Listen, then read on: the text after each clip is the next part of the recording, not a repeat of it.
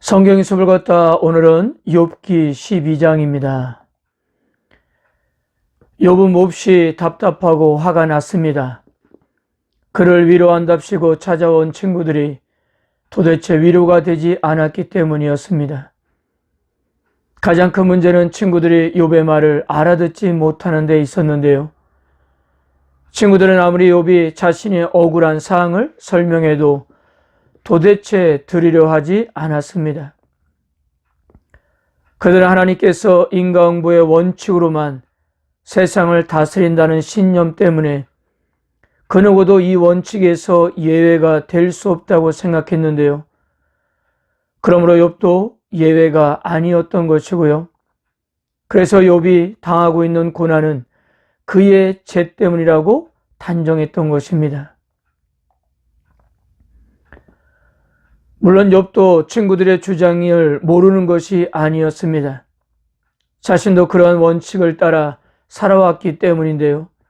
그런데 문제는 이러한 원칙으로 설명할 수가 없는 문제를 당하고 있기 때문이에요. 11장에서 소발의 발언이 끝난 다음에 욥은 12장부터 14장까지 그것에 대한 답변을 하는데요. 이것으로 친구들과의 첫 번째 대화는 끝이 납니다. 소발을 비롯한 친구들은 욥의 주장을 무시했을 뿐 아니라 그것을 어리석은 죄인의 자기 변명으로 치부했습니다. 이에 격분한 욥은 이렇게 비꼬면서 말했습니다. 2절 너희만 참으로 백성이로구나. 너희가 죽으면 지혜도 죽겠구나. 친구들은 마치 자신들이 엄청난 지혜를 소유했기에 자기들만이 하나님의 유일한 변호인이나 되는 것처럼 하나님을 변호한다면서 욥을 정죄했는데요. 이러한 친구들 향해 너희만 정말 지혜로운 사람이구나 라고 하면서 그렇게 비꼬았던 것입니다. 왜냐하면 욥도 그들만큼 세상 일에 대해서 알고 있으며 충분한 지혜를 가지고 있었기 때문입니다. 게다가 친구들의 말은 대단하고 특별한 말이 아니라 누구나 알고 있는 상식 수준의 말이니 너무 잘난 척 하지 말라는 의미였던 거예요.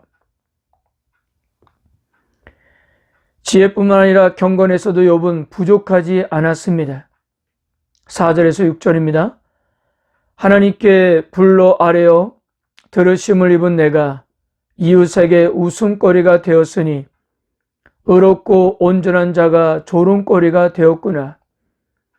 편한 자의 마음은 재앙을 멸시하나 재앙이 실족하는 자를 기다리는구나. 강도의 장막은 형통하고 하나님을 진노하게 하는 자는 평안하니 하나님의 그의 손에 후히 주심이니라.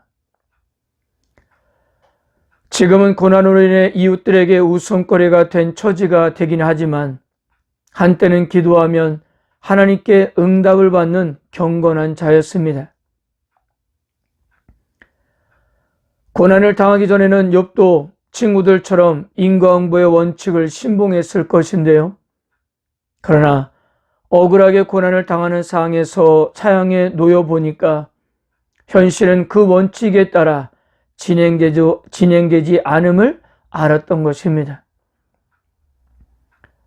그래서 욥은 여전히 고난 당하는 것을 전적으로 죄 때문이라고 확신했던 친구들의 주장에 동의할 수가 없었던 것입니다.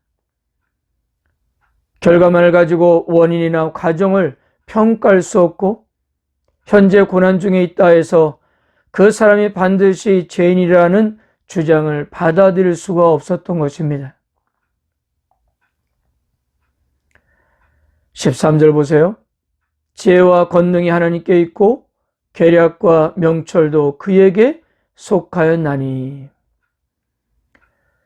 욥도 친구들의 주장처럼 모든 일의 주권이 하나님께 있다는 것을 인정합니다.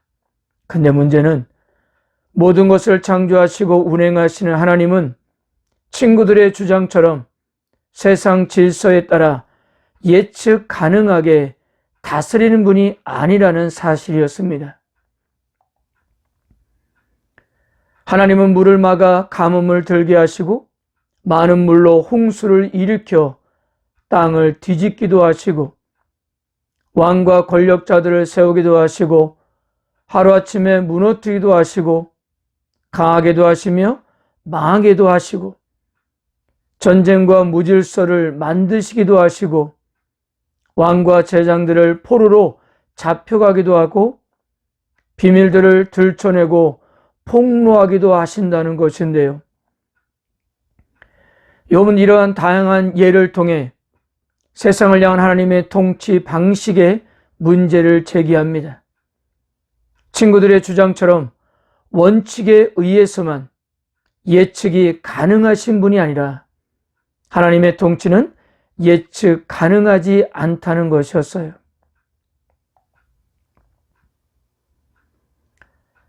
결국 친구들이 말하는 것처럼 고난이나 불행이 반드시 죄의 결과라 그 결과는 아니라는 이야기예요.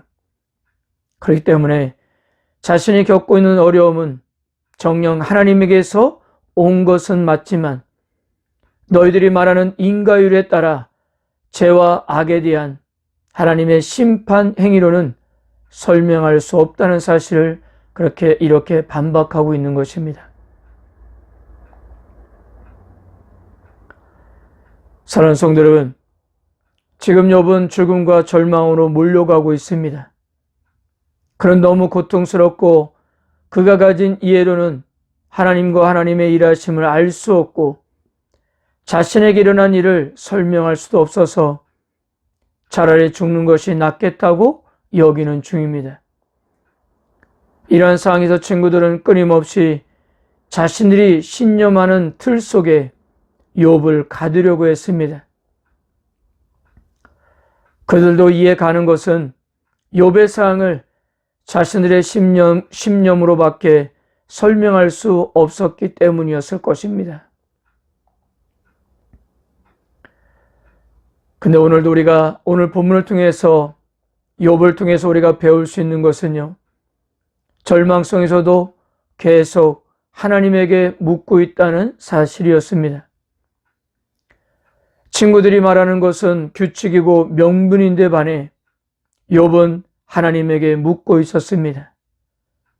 아직도 가야 할 길이 멀고 아직도 알 수 없는 상황에서 그러나 그가 찾고 있었던 분은 바로 하나님이셨습니다. 자기가 당하는 모든 일에 대하여 대답해 주실 하나님을 찾았던 것입니다. 욥이 가졌던 불굴의 신앙은 세상의 모든 일이 하나님께 달려있다는 믿음이었는데요. 아직도 모르겠지만 모든 문제 해결이 오직 하나님께 있음을 확신했던 것입니다. 성도 여러분, 우리의 바람과는 달리 우리들의 삶에 어려움이 찾아오고 눈물을 흘릴 수밖에 없는 상황이 펼쳐진다 해도, 그런데 중요한 것은요, 하나님께서 지금도 나를 다스린다는 사실을 굳게 믿고 끊임없이 하나님에게 집중하십시오. 지금 이 상황도 하나님의 손에 달려있다는 사실을 믿으세요. 하나님께서 우리와 함께 계시는데 풀지 못할 문제가 어디 있으며 이겨내지 못할 어려움과 고난이 어디 있겠습니까?